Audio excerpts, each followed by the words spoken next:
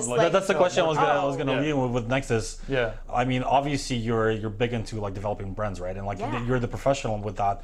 Like, what are some of the things that sort of, you can tell us more about the branding itself? I mean, like how difficult is it for most people to sort of grasp that, right? So, and what is it that a lot of people are sort of missing the mark on? I mean, like, I know it's sort of like a really general question, and it can't really be applicable to like every single industry, right? So, but I mean, like, with the development of the internet and the way things are, I mean, like, obviously it's all about pushing out content, right? But at the same time, it's sort of about creating that consistency to some extent, right? Yeah. Pump content. So there's a lot of the businesses that I'll work with, they'll be like, I need a brand. And I'm like, okay, we can do that.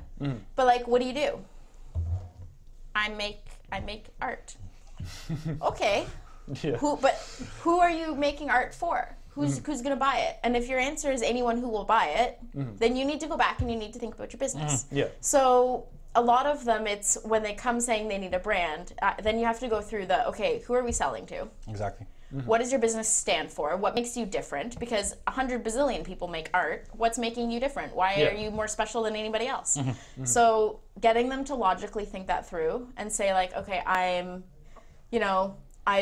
going to use your example on this wall here. It's like, I build custom barn board art that's, painted in a Canadian theme and like whatever. I source all the barns from Ontario barns. Like, right? It could be anything. Right. Yeah. But being able to say, okay, these are what makes you special. So then you can factor that into the logo design and you can factor that into the font choice and the way that their voice comes across on the internet. Like you can factor all of that in. But you have to know what that stuff is before you can factor that into the brand. You can't just say like a lot of companies, they come to me after they've tried doing it themselves.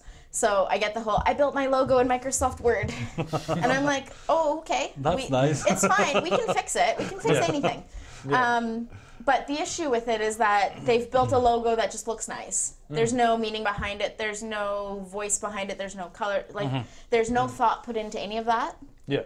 So it's really hard to build a consistent brand that's actually going to grow your business if all you're looking at is, this is pretty.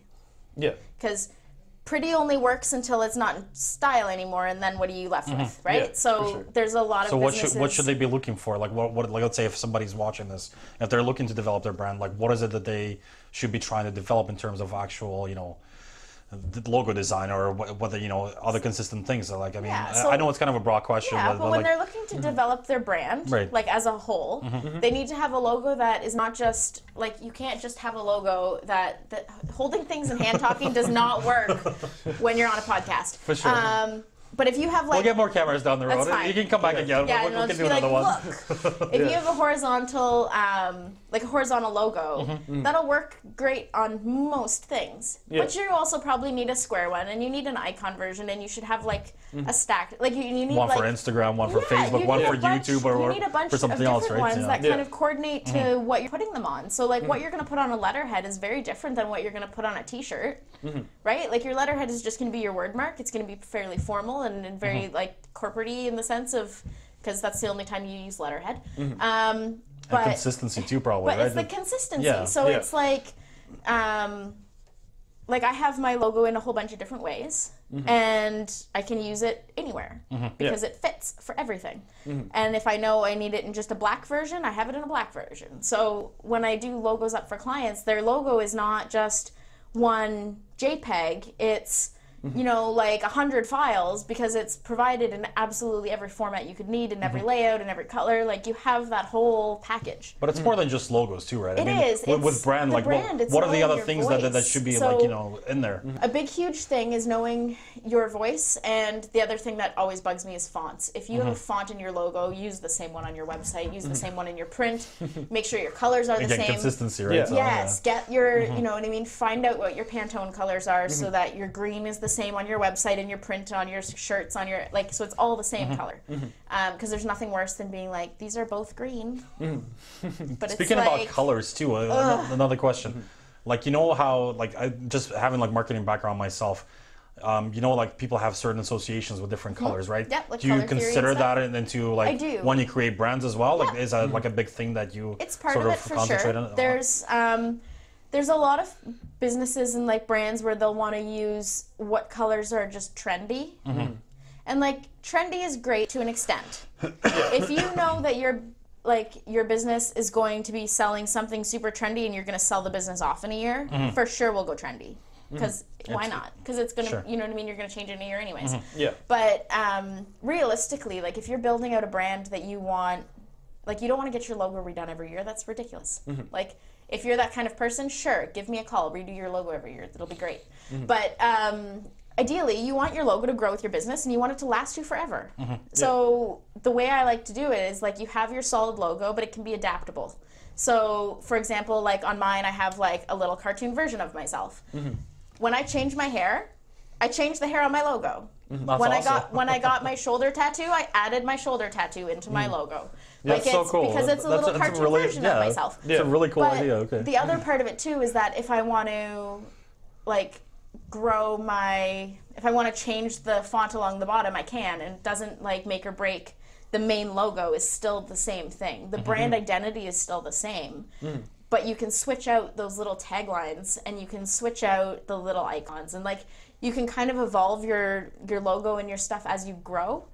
But if you just have like, you know, my brand is this water bottle. Is it? Yeah. What are you going to do with that? Like, how is that going to... You have to make sure that when you're planning out your brand, you're planning out what am I going to do with it to help it grow? What is it? What will I need in 5 years? How will it help you succeed right down the road, right? Exactly. So, yeah. In 5 years, if I decide I want to offer a whole realm of like printing or something, am I able to do that? Is my business able to grow with that? Yeah. So, like, it is something you have to consider because there's a lot of like businesses that will just be like, I'm going to use this chair as my icon and it's going to be great. And it's like, if you sell chairs, that's perfect. And we can switch out that chair silhouette for whatever chair is in trend for that year. And that's fine. And I have a client that does that, where her interior design business has her main logo like in her wording and everything. And then it's got a little chair icon in the corner. And we switch out the chair icon every season when there's like a new style of furniture that's in. We switch out the silhouette of the chair. That's such a cool idea. It's always a silhouette. Awesome. Yeah. It always is in the same spot. But it adjusts. Yeah. So then you kind of have that evolving brand. But it's still the same. The brand is the same, but the logo can kind of evolve. There's a little bit more wiggle room for it. I feel like with some companies, like sometimes they'll just throw money at like redesigning their brand. Just to redesign it. Just to redesign it. And sometimes I don't feel like it always benefits them. If it's not broken, don't fix it. Yeah, and I think that's... With the idea of the chair, I think that's a really like awesome idea because you're obviously you're adapting to that specific season or trend, right? So, and to the people if you're in the business that you know follows those things, it only makes sense to do that, right? Yeah. But whereas with others, it's not always necessary, and I feel like sometimes people just do it just to sort of like a refresher, right? Yes. But at the same time, I think it sort of throws people off too because they identify with that, right? If it's really dated, sure. you absolutely should. I've seen some really great logos over the years. But if it's just for the purpose of rebranding, you do have to kind of weigh your pros and cons. It's also not super cheap. Like if you consider you have to redo everything, like don't leave your old logo on the shirts that your employees are going in. Get them all new shirts. Consistency, right? Like, once again, it's right? Yet again, consistency. Yeah. So for me, I find like there's a lot of people who will say like, well, I need a new logo. Like I'm relaunching my business. I need a new everything. Okay, but you can't, a lot of small business owners, you can't afford necessarily to do new everything at once. So then it's like, we need to prioritize this. Sure. So we're going to do your logo package and your branding, and then we're going to update your website. And then a few months later, we're going to switch out all your postcards and business cards. And then we're going to do your banner. Then we're going to do your shirts. And then, you know what I mean? You build them out a timeline. So over the span of 6 months, we'll switch everything over. Yeah. And you start promoting the fact that you're rebranding months before you relaunch. So that your clients aren't, holy shit, who's that? Right? You don't want that. You don't want them going like, I don't recognize the business. You still want the core brand of who you're talking to still be the same people who are listening. Yeah. You can't have that whole like, I don't even know, like just the lack of recognition happens all the time and it's crazy. Yeah. But when people look at it and they're like, I don't even know what that is. What are some interesting success stories that, like, you know, of businesses that you were able to help so in terms of like developing their brands and like the things that it's done for them, and like in terms of, you know, like conversions in terms of sales or growth of the business and stuff like that. So one of my favorites is maybe 2.5 years ago. These two women came and they were like, we built our logo in Word. And they were like, can you build it can you make it a vector? Can you fix it? So I redid their logo, and it started as just that. And they sell leggings, and it was two women. They imported leggings. They were selling them like out of home parties and just like through like local pickup and stuff. Sure. So I redid their logo, and then they were like, you know what? Can we get some custom tags made and some business cards? So it's like, yeah, we can do that too. And so we did that. And then like I've been gradually like doing all of their branding and stuff now. Now, 2.5 years later, they have like 70 stylists across Canada. We custom design all their legging patterns, and then we get them manufactured in China, shipped over. All of the That's tagging incredible. And That's awesome. you know what I mean? It went from literally two women Working from their working garage. from their trunks Right. to, you know, massive warehouses full of imported leggings and stylists all the way across North America. Like it's a huge success, and like the amount of effort that like they have put into their business is crazy. But what they do is they keep their branding consistent. What's the name of the company? Like, She's Got Legs. okay, nice. So okay. they're based out of Burlington. Okay. But what they do to keep their branding consistent is they do a conference every year for their stylists. So they get all of those women to come into wherever they're hosting it. Like last year it was at the Embassy Suites in Niagara at the hotel. And I go in and I talk to them about their branding.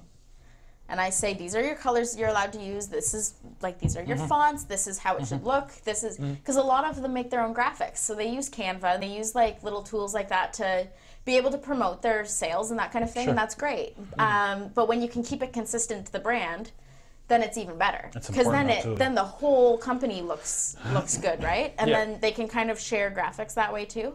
So we speak about that, and then they do all of the patterns and stuff as well are like very similar as far as their branding goes, in that